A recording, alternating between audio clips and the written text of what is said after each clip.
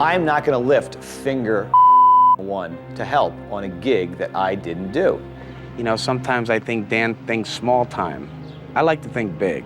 It's a very, very difficult thing to do, booking Robbie Knievel. I can't trust anybody, period. I can trust God, my mother, that's it.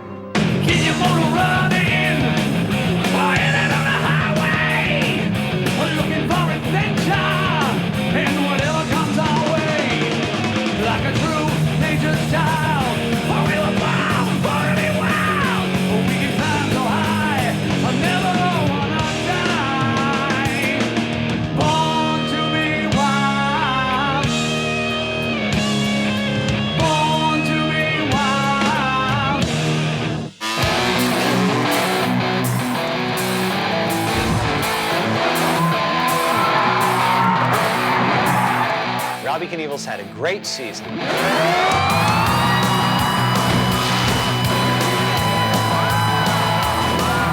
Aside from our successful tour, the reality series is off and running.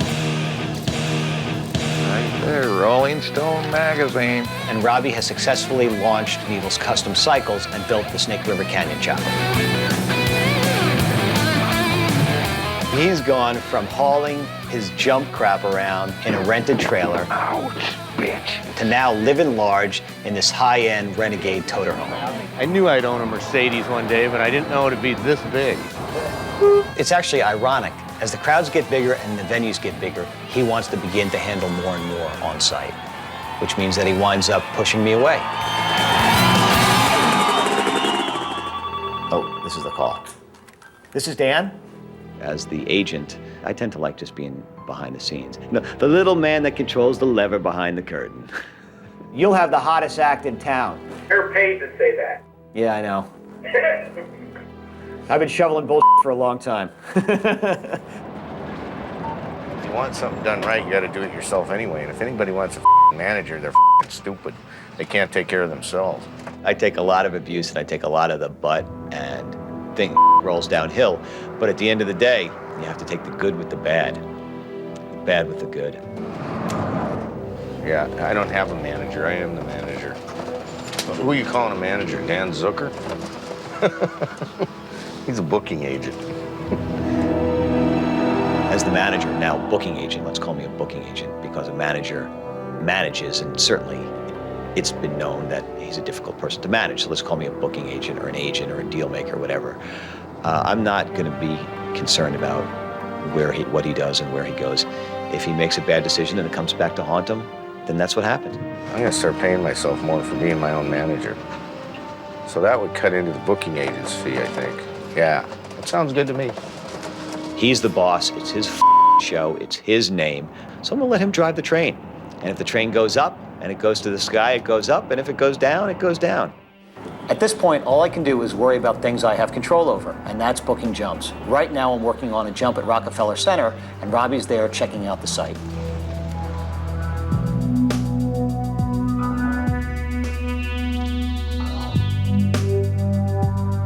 I just got back from New York to do a site survey on a jump that A&E's thinking about doing with Robbie.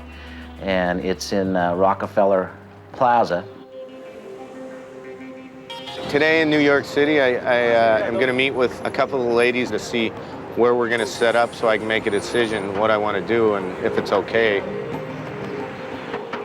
It's Midtown Manhattan, and you're looking around, you're thinking, wow, how are they ever going to be able to shut down these streets, and how are they going to keep the people away from walking in this area? We actually thought there was no way it could happen, but it would be really neat if Robbie could do a jump in Midtown for the first time. Yeah. Where would the takeoff be? Takeoff? Oh, we're about to tell you. We could walk it. Until you actually stand there and you look at it and you get the feel of it, and you go through, it goes over your mind over and over, and watching yourself do it. You know, that's a different thing. The takeoff ramp you're saying would be start here somewhere? There's a show on there. That's what Bill indicated. I think it should be on here. We're going to have a 30-foot tower for Robbie to get up enough speed before he hits the takeoff ramp, and hopefully get him up enough speed to get over what he's going to jump, and it looks like it might be New York taxi cabs. On a 30-foot ski ramp, I could get into fourth gear and jump 150 feet. I quickly realized that he was the guy in control. You know what? I think he made the jump twice as long as we thought we could do. How many can we fit? Maybe 16 to 20. That many? Yeah. We got to go back and work out the details on the permits and stuff, but I think he's pretty pumped up about it, and I think it just turned into a pretty exciting kind of much riskier jump than we would have planned for him. I don't know if they have 20 New York taxi cabs, though. Let's see, 1, 2, 3, 4, 5, 6, 7, 8, 9, 10, 11, 12, 13, 14, 15, 16, 17, 18, 19, 20. Yeah, they have them. The limitations on the jump in New York, you know, there's a whole lot of red tape involved. When you start talking, you know, the police officers are going to be involved, and the closing of the streets, and the landlords to sign off on something like this, once, you know, because people look at it like, oh, geez, this guy gets killed on my property. Now we just got to get over the hurdle of the permits and making sure that the Rockefellers and everyone involved are okay with it. So it's not a done deal yet, but we're just we're going to work as hard as we can to make sure it gets done. We just have to go through a little red tape. We couldn't even stand where I'm going to jump right now. Is it harder to jump at night? Unfortunately, the jump at Rockefeller Center fell through because the landlord didn't want a daredevil jumping on their property. Another example as to why booking jumps is so difficult. Being that I got involved in the Knievel Custom Cycles with Robbie, and I felt that jump tour and the bikes go together, what happened was there was a dispute with Dan Zucker between Robbie, his dad, whatever was going on. So at that point, Robbie had asked me if I would help out and get involved. It's freezing out here. Robbie is larger than life right now, especially when the show hits. What A&E is going to do for Robbie and what Robbie's going to do for A&E. Seriously, dude. It's very important Friday. Robbie, unfortunately, lived in the shadow of his dad for a long time, but now there's a new generation. I'm listening. And with the bike craze right now, and Robbie Knievel, plus Robbie Knievel's Custom Cycles, the sky's the limit. These guys were on an airplane from Las Vegas, okay, flying home, and the guy said, how are we gonna make Myrtle Beach the biggest jump ever? Okay, and he saw your commercial on the airplane and said, Robbie Knievel. Is that what because he said? He already talked to him? You're the biggest draw in Myrtle Beach. What's left? Think about it. Every bike week has become the same thing over and over, repetitive. For Robbie Knievel to come up and jump. We're all lucky that I can just still jump. Yeah, we're lucky at your age. But think about it. There's Sturgis, there's Daytona. Well, you know what? This will be the biggest jump ever in Myrtle Beach. And you're going to establish it as the place to be in Myrtle Beach. I'm excited, man. There was an opportunity for Robbie to do a jump in Myrtle Beach, and it came through another source other than me. And it ticked me off. Myrtle Beach is all business, right? Take care of business. You've worked hard for 33 years. Every day is all business. You worked hard for 33 years. You deserve it, buddy. You're the last super action hero alive. It's upsetting to not be involved with a deal that Robbie has going. It's upsetting because I've given 70 hours a week of my life over the last 2.5 years and have worked tirelessly for the guy. Harder than anybody, harder than everybody he's got combined. Think about in TV and today. Everything is special effects. You're the last real deal, buddy. Look.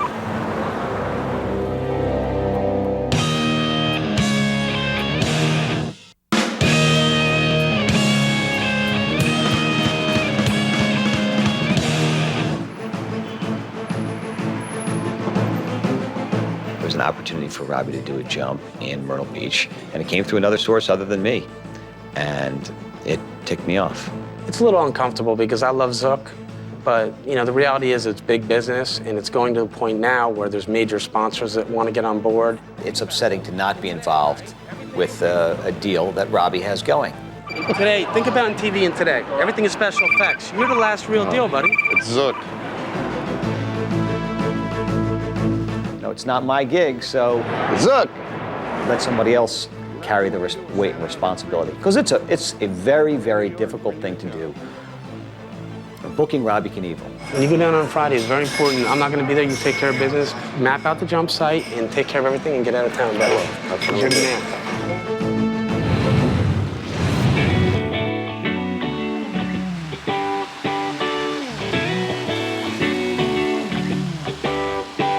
It doesn't matter how many jumps I book for Robbie, we need the bikes to do the show, and it's up to Bill Rundle to make those bikes run. I'm at Robbie's home in Washington right now, just getting the bike set up, and he's not here with me, which is okay because Robbie and I are like brothers and we trust each other, and he knows whatever decisions I'm going to make on the bike, hopefully he'll be the right ones. You're talking. Well, That'll work. Anyone that can sit and look at 500 feet of runway and at a 4-foot wide takeoff ramp and hold the bike wide open and go off it, it takes someone who's just completely crazy is what it takes.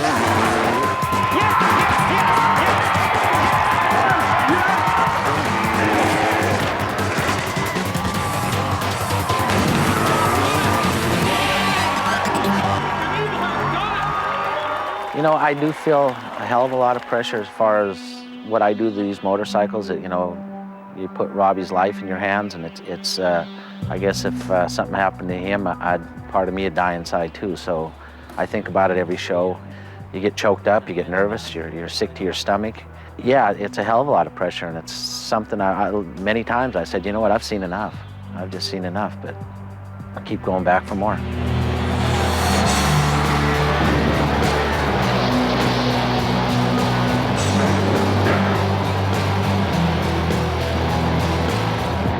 Well, the past season's been tough on the bikes, and Robbie's been extra tough on them. So it's, I'm just here getting them back in shape again because we're actually starting a new season, and I want to make sure that these things are like brand new and ready to go for the upcoming jumps. You can always tell the jump bike by how much hay is underneath the seat.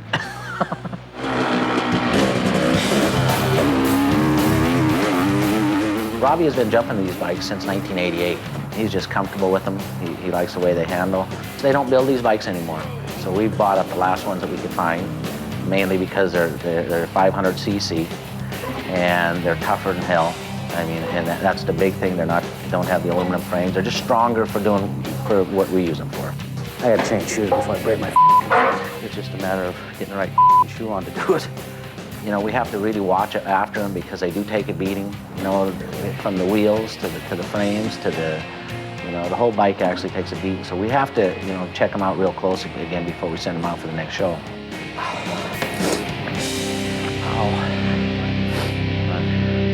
Every time you go off the takeoff ramp, and especially at the distances that Robbie goes, it's like flying. It's like flying the bike.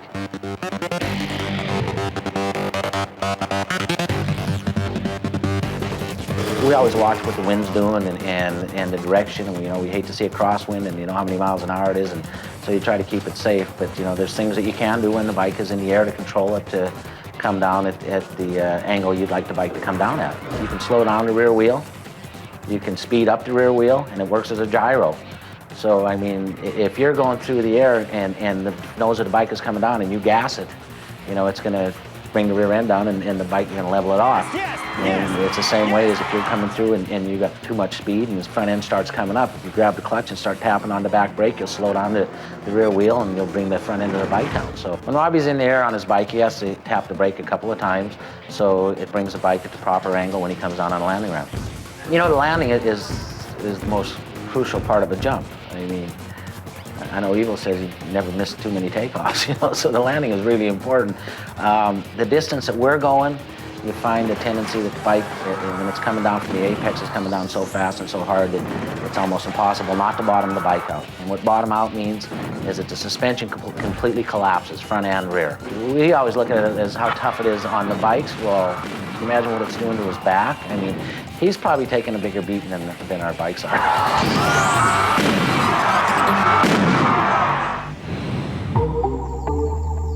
Robbie right now is in Myrtle Beach, scouting out a jump location for a possible jump at Myrtle Beach Bike Week. Robbie's going to check out the site location and make sure that it's possible to jump there. Because everybody thinks Robbie can jump anywhere, and that's not the case.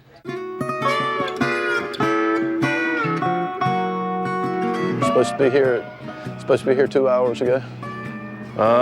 It's 1:50, and Robbie was supposed to be here about 12 o'clock. So we're still we're on Robbie time. We're expecting Robbie to show up. It's been a long morning, but we're hoping he's going to be here any minute.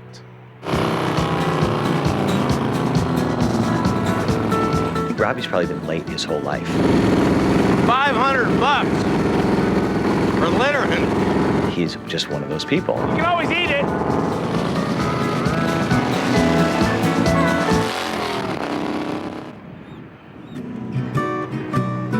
We've got to do the paperwork so that we can move on and we're waiting. Your mailbox is empty. At least we know now that Robbie's clocks don't operate on Eastern Standard Time.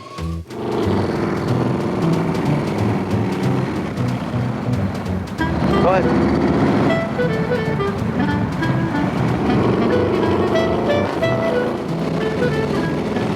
We sure hope that we can get things on time when the big crowd's here, and when it's time for the show, we hope everything will be a lot more on time.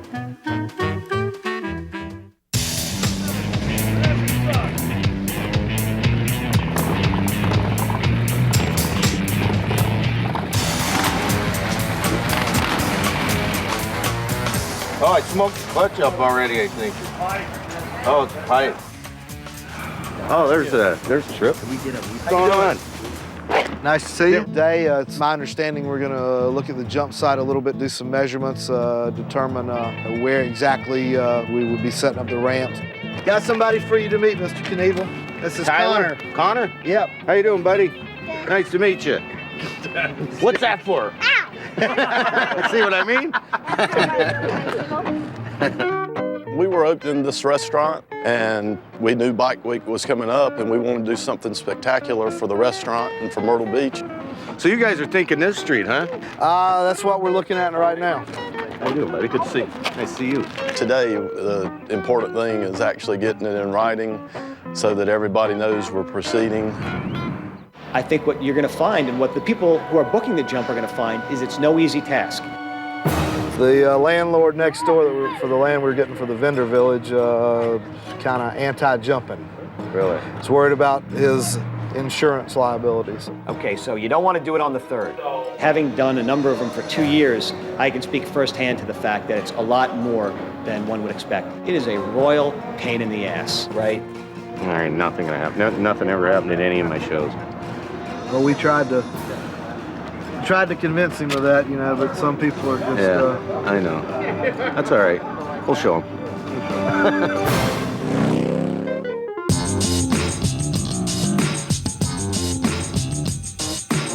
Some people say I'm loyal to a fault. While Robbie's out there doing deals with other people and not giving me a nickel, I'm back here breaking my ass and trying to make the act more fulfilling by getting Knievelettes to bring in some sex appeal to the show and auditioning bands and trying to make it a little more entertaining for the crowd. I always thought the idea of an opening act was nifty and cool, and I think it's a nice build-up and crescendo to when the superstar gets there.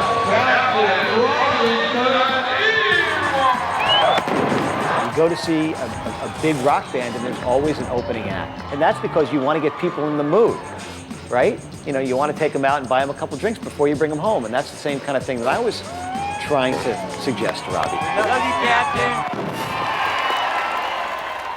Captain. Do I think Zook thinks my show needs to be changed? I think it doesn't matter what Zook thinks when it comes to my show. I think Zook should concentrate on bookings as a booking agent, and that's what he should do. Being a manager, being a booking agent, being an agent, whatever you want to call me, it is a thankless job. Get the booking, they're interested, send them the contract, get the money. I show up, we do the jump, we all make a lot of money, everybody's happy. Robbie really doesn't want an opening act. Robbie really doesn't want a band. Robbie doesn't want anything except him, right? There's a good chance that the crew and I will piss away the whole day, and this will all go for naught. What we told them we'd do is get together, get like 6 or 7 bands together and have us review them, give some opinions about what we think, and let Robbie look at the tape and then make a decision as to whether he wants to think about adding a band. The advantage of having a band is you can bring them in and tell the casino or the venue who to hire. Do you guys know Pete's band is one of the bands? Oh, we're sitting around thinking we're American Idol, but meanwhile, one of the judges is in the last band, so the whole thing is wrought with criticism anyway. Which is you, Pete? Milestone? Yeah, well, we changed our name to Disinformation because that name's taken by like 7 other bands. Well, it's taken by a coffee company. We came up with the name today, Disinformation, because we're dysfunctional and everybody gets the wrong information. I'll be honest, if you're good, you're good. If you suck, you suck. I'm gonna put it right here on paper. Yeah, it'd be like Team Knievel and Team Disinformation on the road, touring together. That'd be sweet. Totally. Why did you decide to go last? Is last better than first? Last like headlining act. Oh, it is? All right. This was kind of a surprise to me. I found out Wednesday that we were auditioning. I thought the audition was already signed, sealed, and delivered, you know? Well, that's fine. I don't have to play. I'm happy just sitting here. But, frick it. If they want us to audition, we'll audition.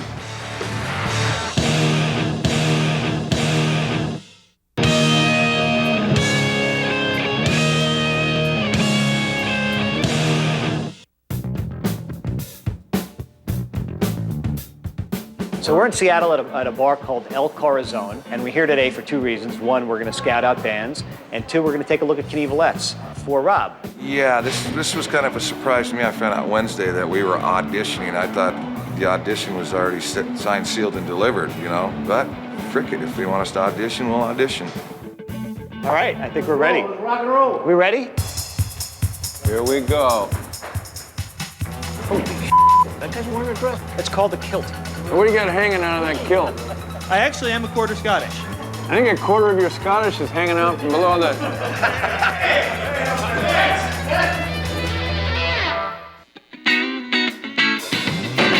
His little babies are crying. Nick.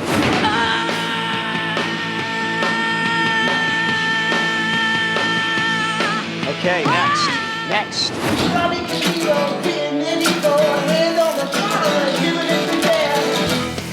Robbie's musical taste is, I think, a little different than what I expect to see today. You gotta be me. Robbie is weary about making his show look like a circus. Am I alive or dead right now? Multi-talented. All right, man. Good luck. Listening to the bands, I'm thinking to myself, Robbie's going to be like, what are you thinking, Zucker? Why would you ever want... Robbie would be like, why would you ever want to bring these guys to my act? You know, at that volume, yelling.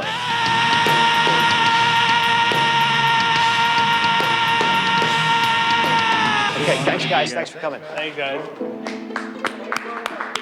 Thinking to myself, what am I doing? But that's typical for me. Every day I think to myself, what the hell am I doing? Do you guys know who these people are? Yes. Well, tell them. That's Robbie, I'm guessing. Yeah. All right, you got it. All right, you guys ready?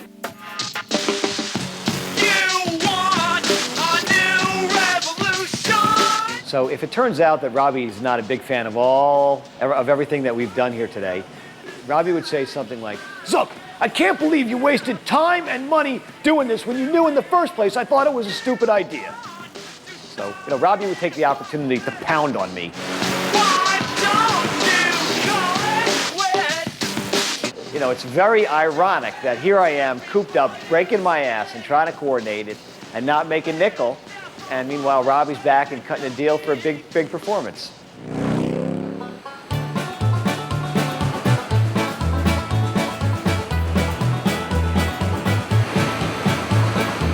Robbie, this is my nephew, John.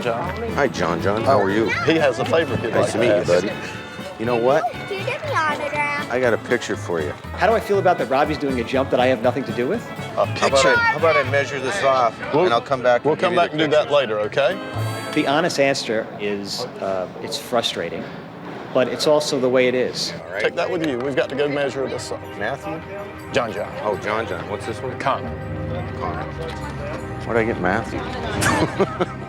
I think everybody thinks that booking Robbie is like booking a music act. Plug and play. You come in, you bring your equipment, you plug it in, you play, and you leave, and you go to the next place. And that's what people think doing and booking a Robbie Knievel show is. And I will tell you this, they are dead wrong. There's 1,000 foot at There least. is, but my concern is this power line, how it's going to line up. Oh, no. You have to like hold people's hands. There's a lot of work. Literally, I work on every jump about 160 hours just in preparation for that jump. You know, I don't think I jump this far anymore. Every time we set up the ramps, I go, do I do this? You have to set up the ramps. You have to figure out the jump site, the jump area, the hotels, the travel plans, the food, the transportation. There are so many more details and so much time that needs to go in. I would be happy to see somebody else try to do it. In Sturgis, everybody ended up on your ramps. Too many people, it's going to crack. The ramps will fall. Well, you just have a couple of guys that say, nobody up here. We need 50 tasers.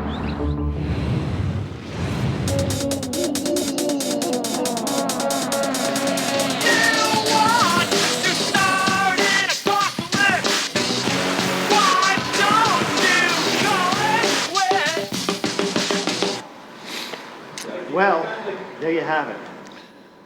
One more, don't count me out, Zook. Pete is like really competitive. He wanted somebody to be good so that he had something to live up to. Yeah, this is our first show that we've done since we changed our name. I think the name after some coffee company or something. They change your name every week. Kenny, what's the new name? Disinformation. Disinformation. That's so awesome. I'm kind of confused about the band's name, you know. New name for the band, Robin. Let me not put this one up for you, please. Please don't put that. Roman was just teasing me. He loves to tease me. That's why I love the boy. I'm just letting you know I got it in case, okay? So give your best, please. I will. When Rocker Pete's band took the stage, it had a different feel and it almost felt right because here is a part of the crew in a band and it's natural. Working with some great boys here, man. I couldn't have had a better lineup because these guys are the top pile. All right, boys? Everybody ready? This is called No Fear. We wrote this for Robbie. Pete, Rockin' Pete, said he wrote me a new song that I'll love it. I haven't heard it.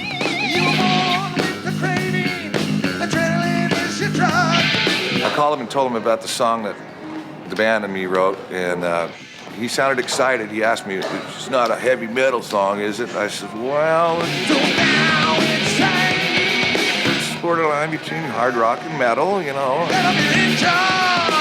More of a today sound." And he goes, "Well, can you understand the lyrics?" I says, "Yes, you can." He goes, "Cool, I can't wait to hear it." So. Thank you, man. Pete, what the hell were you saying? I couldn't understand a word you were saying. I think he said to me about Knievel. He said, Robbie Knievel. Gonna fly through the sky, take you to the wings tonight. That's my calling and I like it. Got the Knievel and no fear. Pete's band, why would they be good? I don't think they would be. Something in the air tonight. Oh, that's right. Pete's got a great voice, but he just needs to do the lyrics where people can totally understand. Raise a little hell, raise a little hell, not.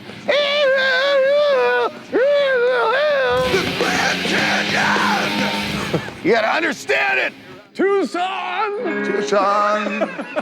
the Grand Canyon, the intrepid fear is in your eye. Because Captain Knievel ain't afraid of nothing. Yeah, so the show went great, and we wrote a new tune for Robbie called No Fear. When I looked in his eyes up on the ski ramp, he looked at me and went like that. You could see it in his eyes. No fear, baby. Pete, you're always number one in our hearts. Yeah. Sweet. Their band had it together. They were a lot tighter. You could definitely tell that they worked on it, and they came here to kick ass, and they did. Pete always does. I thought it worked very well that Pete's band was the last band, and they were also sort of the clear-cut choice for us. Okay, you're still worthy being a rock. Way to go, Pete. I would love being a rock star. Ultimately, I hope that this opportunity would give Pete a chance to make it big in the music business. That'd be great if we could add a band tour bus to Robbie's Caravan. I think that would look real sweet. With the new band name all over it, on tour with Captain Knievel. All right. We are in beautiful Myrtle Beach today, checking out the site for my jump where I've never jumped before. We've agreed in principle that we want Robbie to jump. He's agreed that he wants to jump, and we're hoping we're going to get everything to where we can all sleep well, knowing that sometime in the middle of May we're going to have Mr. Knievel at the boathouse jumping a long way. Booking Robbie at a bike rally is a very difficult thing to do. I've only dealt with Robbie and Bart. They told me not to go through the booking agent. And as far as the sponsorship, we're all working on that still with Bart. You're in contact with him. If a jump transpires and a jump does happen, let them go at it. I mean, they can decide, we'll show you how much I actually do or what I don't do. Hey, Bart, what's going on? Not much. How you doing, Trip? Pretty good. We got Robbie down here and Brian down here, but we don't have a contract yet.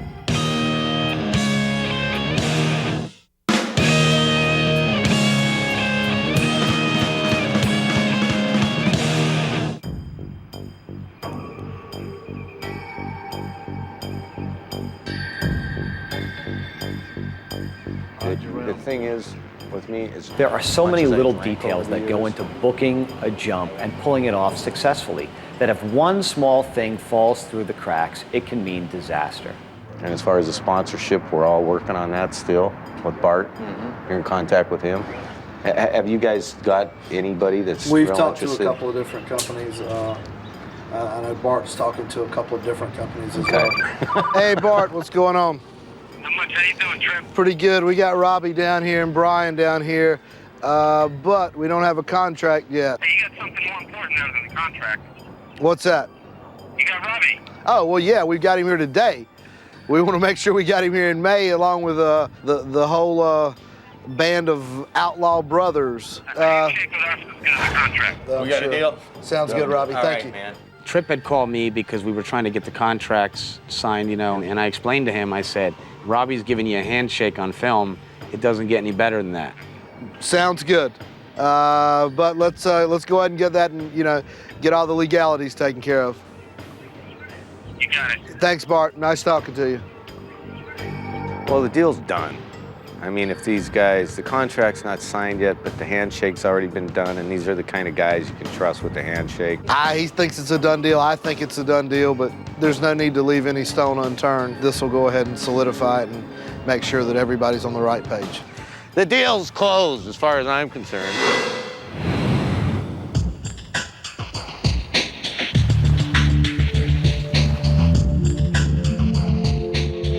All right, we ready to get started? Hi, everybody. Hi. So Robbie's back in Myrtle Beach right now, cutting his jump deal, and I'm here, stuck in Seattle, looking at acts, trying to make the show better. You guys need to understand what this is about. Does anybody know why you're here, what this is about? We auditioned some bands. Now we want to add some sex appeal to the show, and we're going to audition some Knievelettes to come on tour with us. We need Knievelettes. I like more Knievelettes. More Knievelettes, the better. You guys know about the show and sort of what's happening or not? Okay, all right. The Knievelettes I could always use for my snake bike, my red, white, and blue bikinis. I can always use Knievelettes. Oh, hi, nice to meet you. I like the idea of adding Knievelettes to the tour, to the group.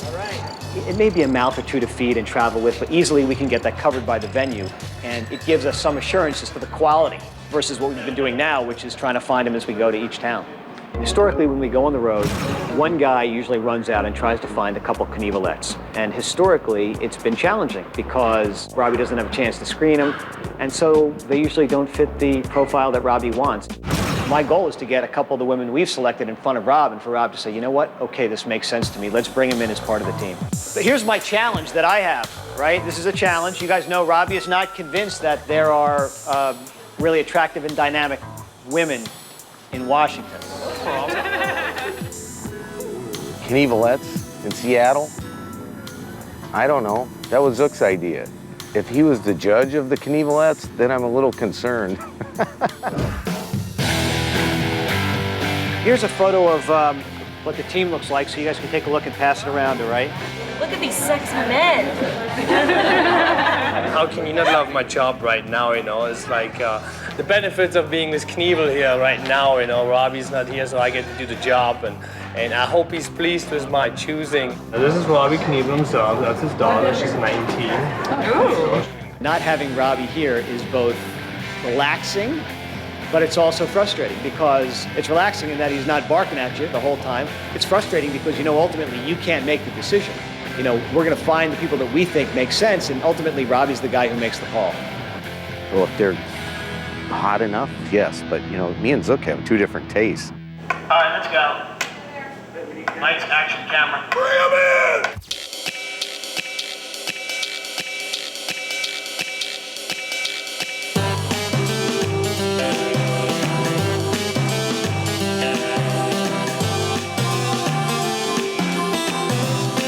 Okay, we're going to start with maybe each of you stepping up to the microphone and introduce yourself, say who you are. My name is Alyssa Dagan. Hi, my name is Stacy. I'm Megan. I'm unemployed right now, just in time to be a Knievelette. I'm from Natchez, Washington. I'm from Mongolia. I am originally from Poland. Hi, I'm Brenda. I'm from my mom. Did you have a wardrobe malfunction? Huh? Did you have a wardrobe malfunction? She's preventing the malfunction right now. My other talent is ass kicking. Hang on a second. This gentleman is Spanky Spangler. He's jumped off 8,000 buildings.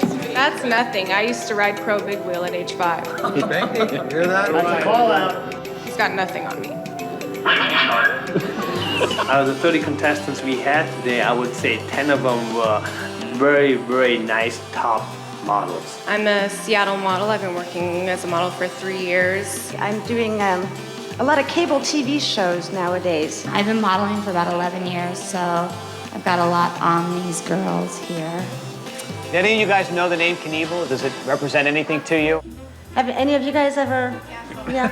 Well, I just remember watching him get out of like the most insane tight jacket. That's Harry Houdini. That was about 100 years ago. Yeah, that's not the audition we're at here? You're in the wrong century, honey. All right, anybody else have anything to say before we wrap? I'm like queen of road trips. I like to crowd surf a lot and get in fights. I'd rather buy shoes than eat. I love to ride dirt bikes. Kocham was chłopcy. You're giving me the chills already. I'm a Sagittarius. I don't know if that means anything to you, so I've got a wild streak up my ass. Jeez. She's great. All right, guys. Thank you very much. Thank you, girls. Thank you. You'll know in about 2 minutes who's gonna stay.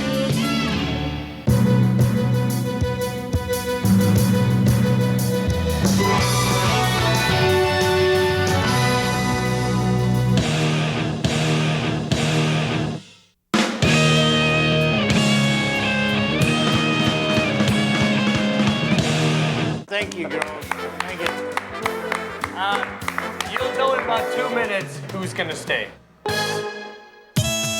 This is going to be a unanimous Team Knievel vote. I'm going to guess all of us picked the same one, if not the same two.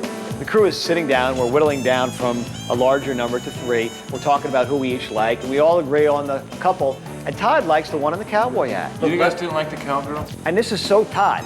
Like, it's transparent. I said, Todd, why do you like her? Well, she's hot, this. I said, Todd, take the cowboy hat off her, and you wouldn't even notice her. I asked her to take it off. You know what? That's on the cowboy hat. That was the weak. You know what? That was the weakest shit because you know what? She had a big thing on. You couldn't even barely see her. So we're really. I don't know. We better bring them out of one place. So why doesn't everybody just write down their top 3 numbers? Robbie's gonna want to have a little class too. I mean, they can't just be trash. No, I agree, totally. Todd and Roman are like engaged in this dialogue about which one to choose. And you know, Roman is passionate about this brunette who's really sexy and attractive. She can handle the job than anybody else up there. I tell you that right now. That's what I was thinking after Absolutely, absolutely. I know Robbie would only be interested in a brunette that's slender, that's 30 to 35 years old. That's what Robbie's taste is. So let's give him what we think he would want. All right, well, I'm surprised those guys have any hair left. All right, I'm gonna only pick 3 of you. All of you are fantastic. How about number 9? That sounds like a lucky number. Oh my gosh! And whoever said 23 is not a lucky number. Yeah! And how about the last one? 30. Yes! So you can all come to me. I think Robbie will be pleased. I'm pleased about it. Sorry, you guys. Thank you. I'm so sad. I was so hoping to be a Knievelette, and I think that they made a terrible decision in not choosing me. I think that they should definitely reconsider.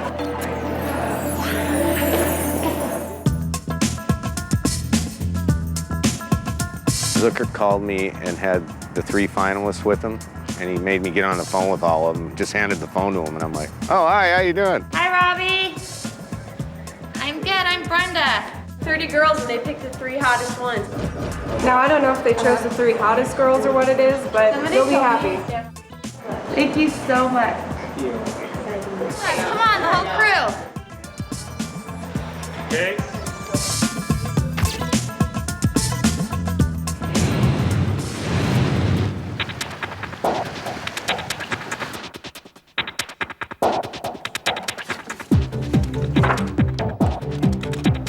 There are a number of outstanding issues that I need to talk to Robbie about. Number 1, the Knievelettes. Do you even like the idea of adding sex appeal to the show?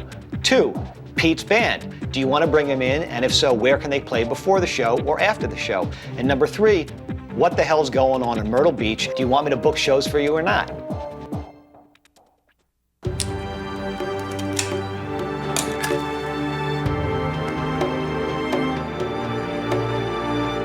What's going to happen next year? Who knows? I mean, I may not even be around. He's not even calling me back. Robbie never even watched the tape of the Knievelettes we auditioned, so right now it's a dead end. But the good news was that Pete's band actually opened for one of Robbie's shows in Colorado.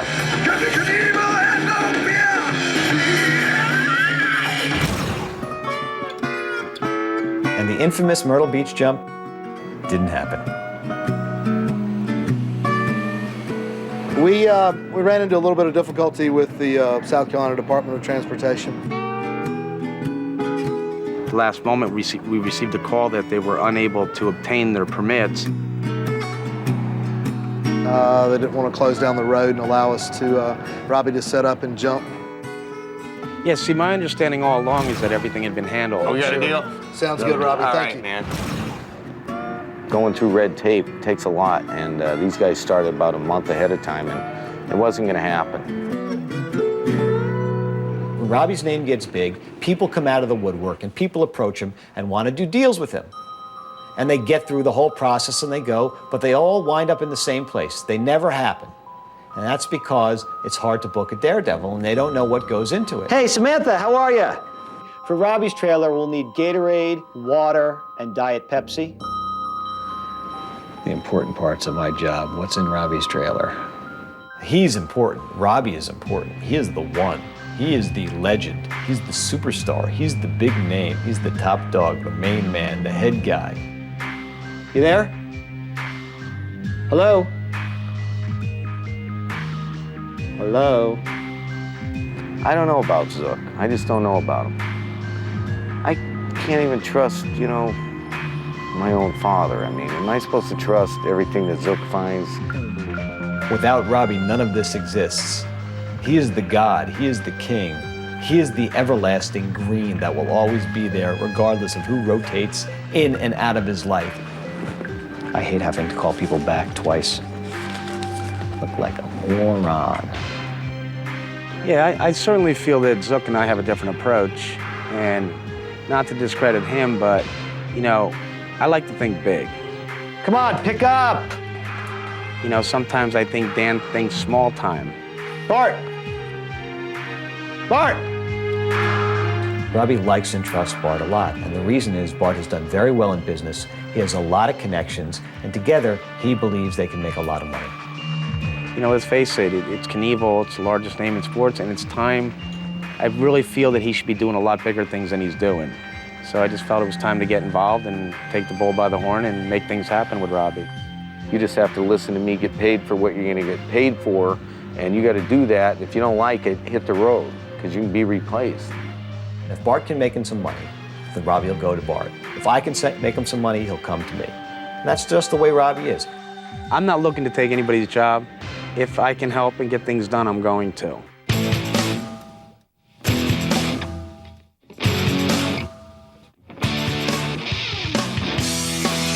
Robbie's been jumping for 34 years. On television, not on television, bike rallies, casinos, fairs, festivals, air shows, airstrips, you name it, he'll jump there. Robbie knows what he's doing. I don't. Right now, the future is very uncertain from my side of the fence. From Robbie's side, it's very clear. He'll jump his bike till he can't jump anymore. I can't trust anybody, period. I can trust God, my mother, that's it.